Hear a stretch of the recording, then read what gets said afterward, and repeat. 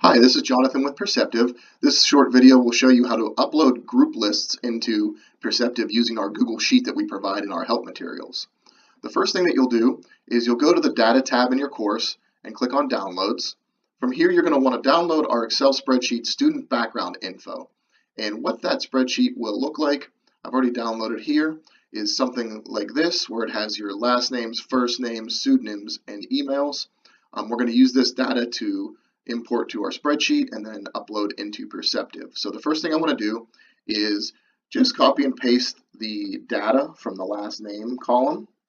Make sure you don't include the headers. I'm going to go over here to my spreadsheet that we provide in our help materials, and the link is also linked in the description below. I'm going to paste the data, so there's my last names there. I'm going to go back to my other spreadsheet and I'm going to pull those email addresses out. Copy just the email addresses again. Over here back on my Google Sheet, I'm going to paste the email addresses in there. Now at this point, what you need to do is just add the group number for each student. So let's say we have 4 groups. The first 2 folks here, I'm just going to give them some numbers. Let's say it doesn't have to be in any particular order.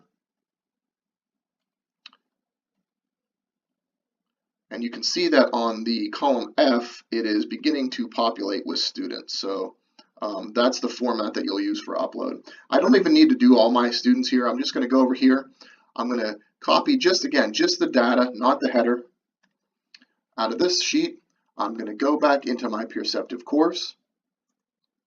I'm going to click on my group member assignment where I want to assign the groups. Click on group members. There's a text box here. I'm just going to paste that data from the spreadsheet.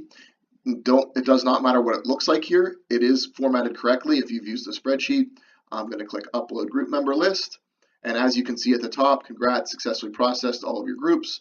The list here and then the name. So that's the best way to upload group members and ensure that it's formatted correctly.